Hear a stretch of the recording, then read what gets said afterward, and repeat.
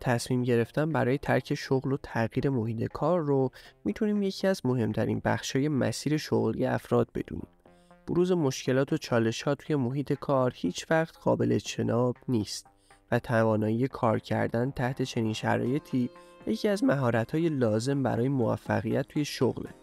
اما رسیدن به خودآگاهی و درک نارضایتی از شغل توسط خود فرد و تصمیم گیری برای تغییر محیط کار از همه چیز با ارزش تره. توی این ویدیو به مهمترین نشونه های تغییر شغل میپردازیم. 1. مهارتاتون بلا استفاده موندن. یکی از نشونه‌های مهم تغییر شغل اینه که اون شغل دیگه براتون چالش جدیدی به همراه نداره، به خصوص اگر درخواست شما برای استفاده از مهارت‌های دیگه‌تون توسط مدیرا و سرپرستا نادیده گرفته میشه. 2. فرصتی برای رشد توی محیط کار وجود نداره. یکی دیگه از نشونه‌های تغییر شغل اینه که نمیتونید فرصت رشدی رو برای خودتون توی اون سازمان ببینید. وقتی درباره فرصت رشد حرف میزنیم، منظورمون صرفاً ارتقای شغلی نیست. رشد در مسیر شغلی میتونه از راه‌های مختلفی اتفاق بیفته. 3. شغلتون در راستای علاقتون نیست.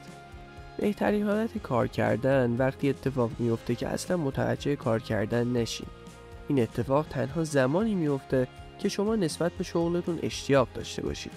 اشتیاق نسبت به کاری که انجام میدید میتونه باعث ایجاد حس رضایت فوق‌العاده توی شما بشه.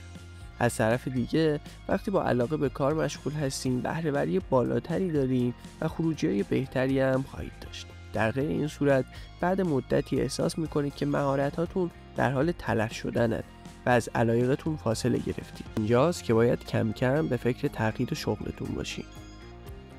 محیط کارتون سمیه.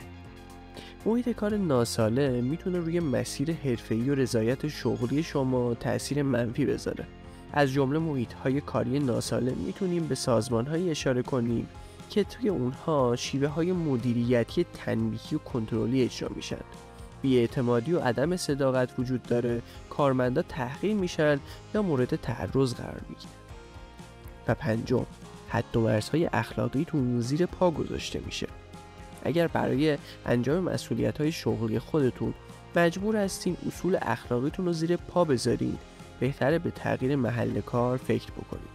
حتی اگر به نظر میرسه برای از دست ندادن شغلتون ناچار هستین چارچوب‌های اخلاقی خودتون رو نادیده بگیرین، بهتره به این فکر کنین که چنین شرایطی میتونن در پیدا کردن شغل‌های بعدی و مسیر حرفه‌ای شما تأثیر منفی بذارن.